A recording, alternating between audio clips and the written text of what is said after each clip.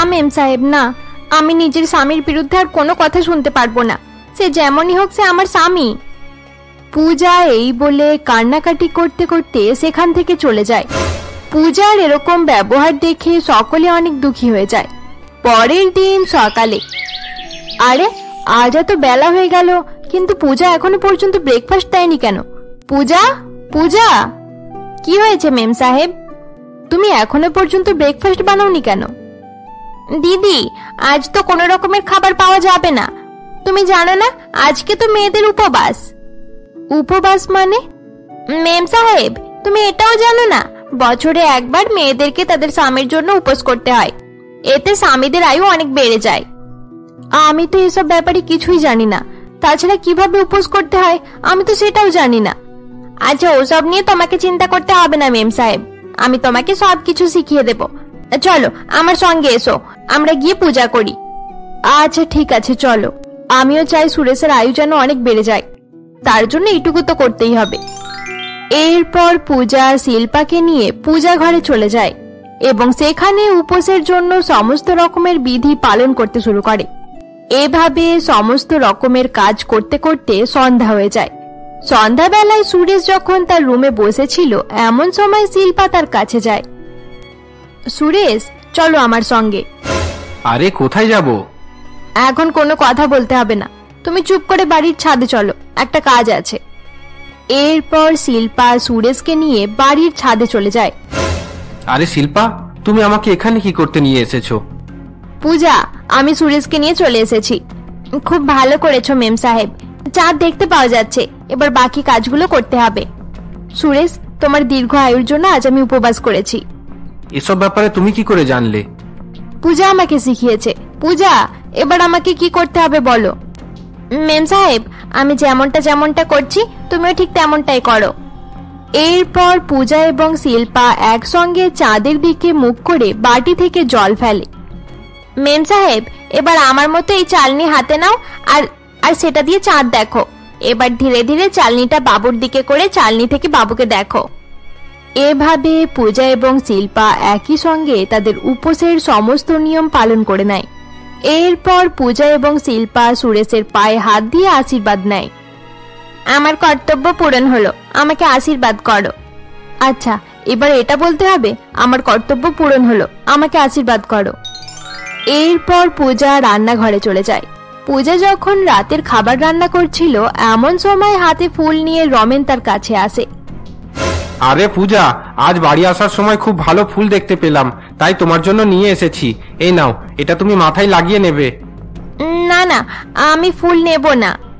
আরে তুমি এত লজ্জা করছো কেন? ফুলটা তোমাকে খুব ভালো মানাবে। পূজা বারণ করতে থাকে, কিন্তু রমেন তার পরেও তাকে ফুল দেওয়ার জন্য জোর করছিল। ঠিক এমন সময় সুরেশ সেখানে চলে আসে। রমেন, তুমি রান্নাঘরে কি করছো? তুমি একটু সাইডে চলো, তোমাকে বলছি। আসলে ব্যাপার কি হয়েছে সুরেশ, আমি প্রেম করার চেষ্টা করছি। তোমার কি মাথা খারাপ হয়ে গেছে? আরে তোমার প্রবলেম হচ্ছে কেন সুরেশ? এটা আমাদের পার্সোনাল ব্যাপার। রমেন, তুমি এরকম বাজে কাজ করো না, একটা ভদ্র বাড়িতে এসব কাজ হয় না। আরে আমি তো প্রেম করে তার সঙ্গে বিয়ে করার চিন্তা করছি। এরকম কিছু করতে গেলে তোমার মান সম্মান সব শেষ হয়ে যাবে, হয়তো মার পর্যন্ত খেতে হতে পারে। আরে তার জন্য আমি সবকিছু করতে রাজি আছি, তুমি শুধু আমাদের বিয়ের ব্যবস্থা করো, আমি ঠিক পূজাকে বিয়ের জন্য রাজি করিয়ে নেব। রমেন এই বলে সেখান থেকে চলে যায়।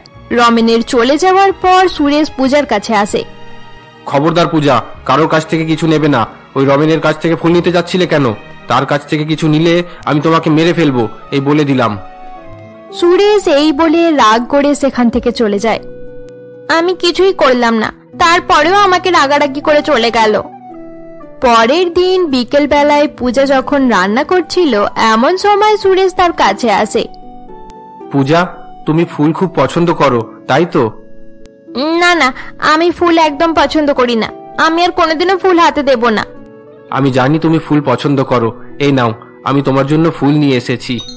তুমি আমার জন্য ফুল নিয়ে এসেছো? আরে আসতে বলো, কেউ শুনতে পেয়ে যাবে। শোনো, এই ব্যাপারে কাউকে কিছু বলবে না। না, আমি কাউকে বলবো না। সুরেশ পূজাকে ফুল দেওয়ার পর নিজের রুমে চলে যায় এবং শিল্পাকেও ফুল দেয়। তোমার এত দেরি হলো কেন? তোমার কি মনে নেই আজ আমাদের বিয়ে বাড়িতে যেতে হবে? আরে আমি তাড়াতাড়ি চলে আসতাম, কিন্তু তোমার জন্য দেরি হয়ে গেল।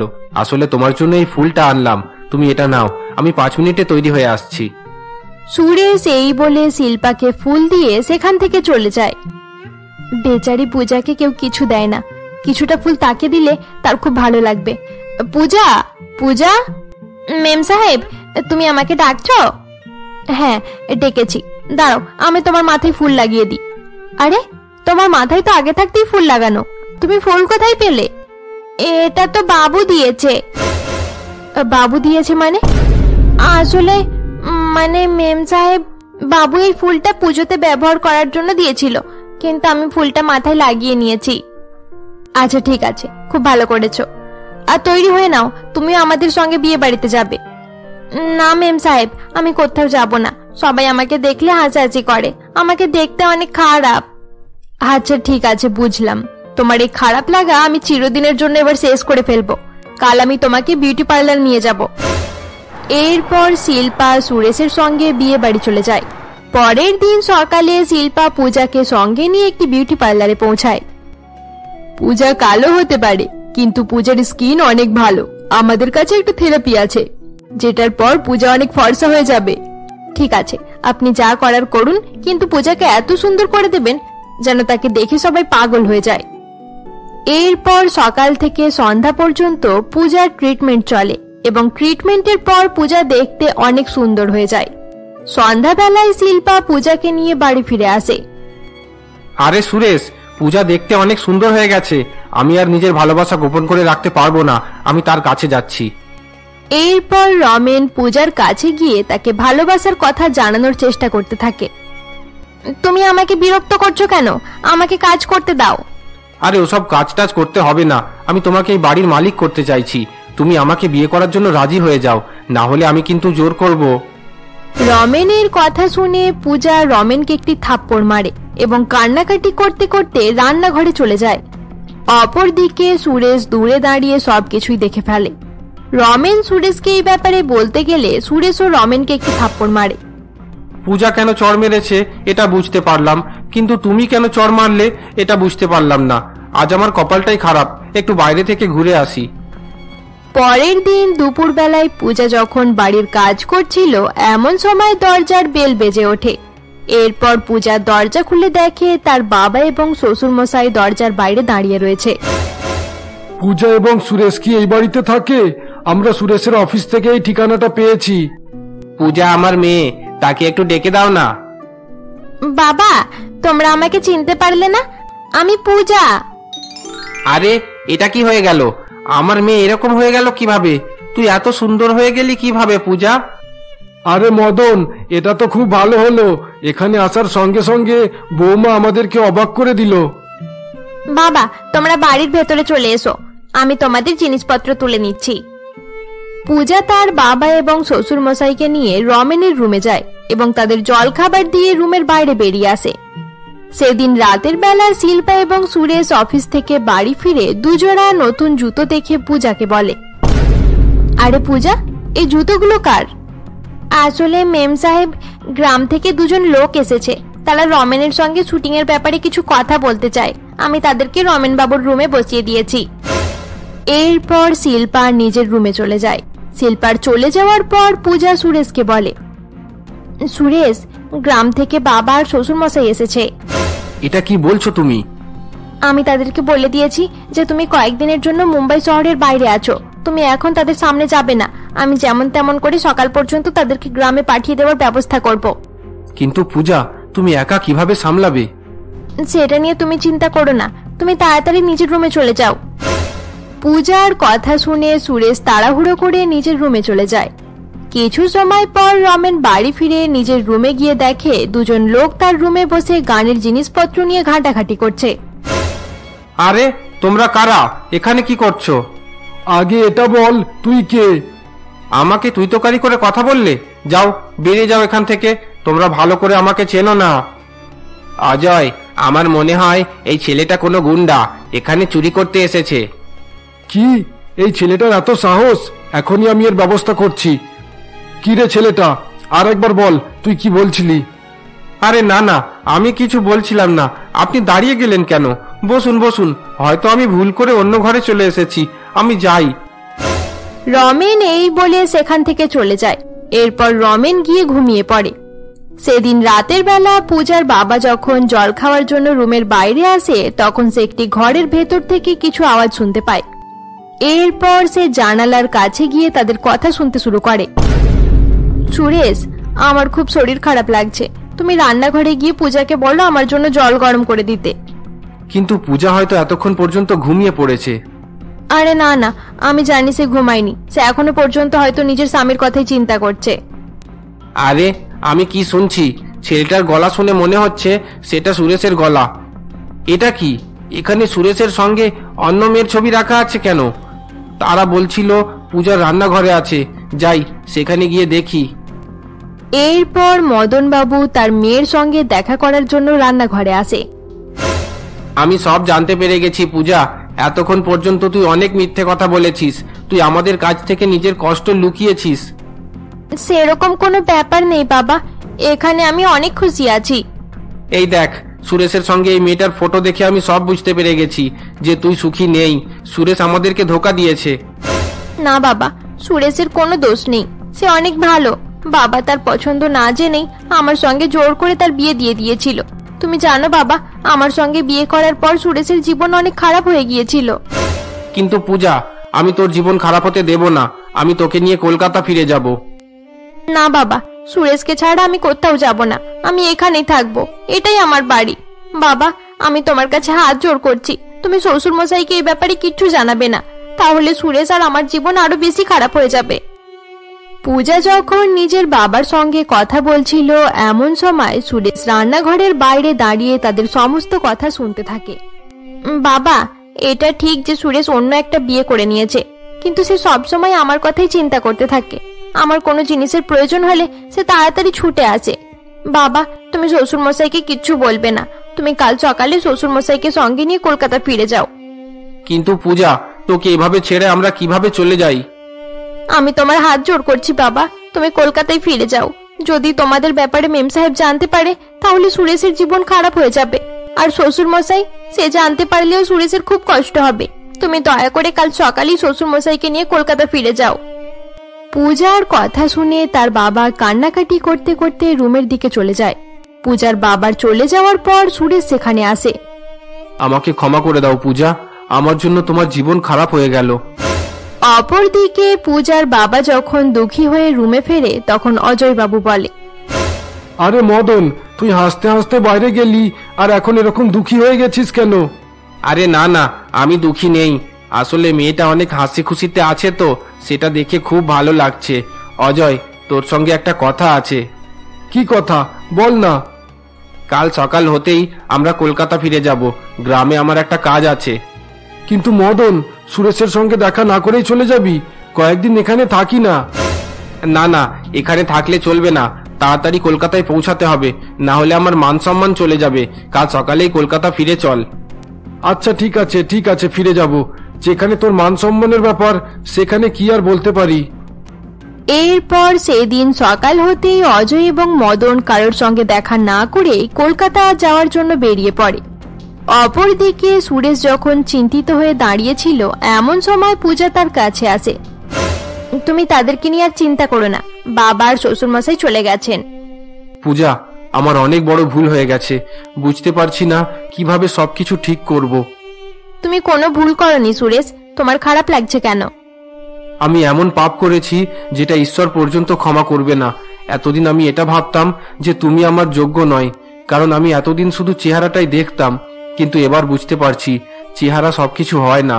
আসল কথা এটাই যে আমি তোমার যোগ্য নয়। তুমি কেন আমার জন্য এত কষ্ট করলে? এতে তোমার কোনো ভুল নেই সুরেশ, এই সমস্ত কিছু আমার কপালের জন্যই হয়েছে। আমার ভাগ্যটাই খারাপ, তাই আমার সঙ্গে এসব হচ্ছে। আমি তোমার জীবন খারাপ করেছি পূজা। আজ আমি সবাইকে বলে দেব যে তুমি আমার স্ত্রী। আজ কেউ আমাকে আটকাতে পারবে না। সুরেশ, তুমি এরকম কিছু করো না, না হলে সর্বনাশ হয়ে যাবে। আমি বুঝতে পারছি না আমি কি করব। আমি কিছুই বুঝতে পারছি না পূজা, আমি কিছুই বুঝতে পারছি না। না সুরেশ, তুমি নিজেকে সামলানোর চেষ্টা করো, এভাবে ভেঙে পড়লে চলবে না। সুরেশ কান্নাকাটি করতে করতে পূজাকে জড়িয়ে ধরে এবং ঠিক সেই সময়ই শিল্পা সেখানে চলে আসে। চরিত্রহীন মেয়ে কোথাকার, আমাদের বাড়িতে থেকে আমার স্বামীর সঙ্গে লাইন করছিস? তোর স্বামী তোকে ছেড়ে চলে গেছে নাকি তুই নিজের স্বামীকে ছেড়ে চলে এসেছিস? ছি, তোর মতো চরিত্রহীন মেয়ে আমি আজ পর্যন্ত দেখিনি। আমি তোকে তোর স্বামীর কাছে পৌঁছে দেওয়ার চেষ্টা করছিলাম আর তুই আমার স্বামী কেড়ে নেওয়ার চেষ্টা করছিস। আমি তোকে আর 1 মিনিট এই বাড়িতে থাকতে দেব না। বেরিয়ে যা, বেরিয়ে যা আমার বাড়ি থেকে। শিল্পা পূজাকে ধাক্কা মেরে বাড়ি থেকে বার করে দেওয়ার জন্য নিয়ে যায়। শিল্পা যেতে যেতে পূজাকে অনেক মারধর করতে থাকে। শিল্পা, তোমার ভুল হচ্ছে। পূজাকে মেরো না, পূজাকে মেরো না শিল্পা। শিল্পা, পূজা। তোর এত সাহস, তুই আমার স্বামীর সঙ্গে সম্পর্ক করার চেষ্টা করবি? আজ আমি তোকে মেরে শেষ করেই ফেলবো। খবরদার শিল্পা, এরপর যদি পূজার গায়ে হাত তোলো তাহলে তোমার জন্য ভালো হবে না। পূজার কোনো দোষ নেই, পূজা নির্দোষ, সব দোষ আমার। এসব তুমি কি বলছো সুরেশ? আমি একদম ঠিক বলছি শিল্পা, আমি পূজার হারিয়ে যাওয়া সেই স্বামী। না না, এটা সত্যি কথা নয়। হ্যাঁ, এটা একদম সত্যি, আমি পূজার স্বামী। ধোঁকাবাজ মানুষ, এতদিন পর্যন্ত তুমি আমাদের সঙ্গে খেলা করছিলে। আমি তোমাকে ছাড়বো না সুরেশ, আমি তোমাকে মেরেই ফেলবো। তুমি যা শাস্তি দেবে আমি মাথা পেতে নেব, কিন্তু দয়া করে পূজাকে কিছু বলো না। ওর কোনো দোষ নেই, ওই বেচারি এতদিন থেকে একাই সবকিছু সহ্য করছিল। এই বলে শিল্পা নিজের রুমে চলে যায় এবং একটি বিষের বোতল নিয়ে আসে। এবার এই বিষ খেয়ে যে কোনো একজনকে মরতেই হবে। বলো, তোমাদের মধ্যে কে মরতে চায়? এসব কিছু আমার জন্য হয়েছে, আমি নিজের প্রাণ দিতেও রাজি আছি। তুমি আমাকে বিষটা দিয়ে দাও। না মেম সাহেব, না। তুমি আর সুরেশ একে অপরকে অনেক ভালোবাসো, তাই আমি চাই তোমরা দুজনে সুখে শান্তিতে থাকো। ওই বিষটা আমিই খাবো। আমি জানতাম তোমরা এরকমটাই বলবে, তাই তোমাদের দুজনকেই এই বিষ খেতে হবে না, কারণ আমি আগেই খেয়ে নিয়েছি। শিল্পা এই বলে মেঝেতে লুটিয়ে পড়ে। তুমি কেন এরকম করলে মেম সাহেব? আমি তোমাদের জীবন থেকে অনেক দূরে চলে যেতাম। না পূজা, তোমাকে কোথাও যেতে হবে না। তুমি সুরেশের জন্য অনেক কষ্ট সহ্য করেছো। সুরেশের উপর সব থেকে বেশি অধিকার তোমার। তোমাদের মাঝে চলে এসেছিলাম, তাই নিজেকে সরিয়ে ফেললাম। শিল্পা, তুমি আমার ভুলের শাস্তি নিজেকে দিতে গেলে কেন? তুমি আমাকে আরো বড় অপরাধী করে দিলে শিল্পা। আমি নিজের চোখে আরো ছোট হয়ে গেলাম। না সুরেশ, তুমি কষ্ট পেও না। আমাদের সম্পর্ক এখান পর্যন্তই ছিল। তুমি পূজাকে কোনো সুখ দাওনি, তাই এবার থেকে ভালোভাবে তার খেয়াল রাখবে। আমাকেও ভুলে যেও না, মাঝে মাঝে আমার কথাও মনে করবে। তোমার কিচ্ছু হবে না মেম সাহেব, তুমি কিছু একটা করো সুরেশ। সুরেশ আর কিছু করতে পারবে না পূজা, এই বিষের কোনো চিকিৎসা নেই। আমি তোমাকে বলেছিলাম যে একদিন তোমাকে তোমার স্বামীর কাছে পৌঁছে দেব। আজ আমি তোমাকে তোমার স্বামীর হাতে পৌঁছে দিলাম। শিল্পা এই বলে প্রাণ ত্যাগ করে দেয়। পরের দিন সুরেশ, পূজা এবং রমেন শিল্পার অন্তিম সংস্কারের কাজ শেষ করে। এরপর সুরেশ পূজাকে নিয়ে চিরদিনের জন্য কলকাতায় ফিরে আসে এবং নতুন করে নিজের জীবন শুরু করে। বন্ধুরা, গ্রামের বউ ভার্সেস শহরের বউ গল্পের সিরিজ এখানেই শেষ হলো। গল্পটি তোমাদের ভালো লেগে থাকলে অবশ্যই লাইক করে দিও। এরকমই মজাদার সিরিজ দেখতে আমাদের চ্যানেলকে সাবস্ক্রাইব করতে ভুলবে না। আবার আমরা ফিরে আসছি তোমাদের জন্য নতুন কোনো সিরিজ নিয়ে।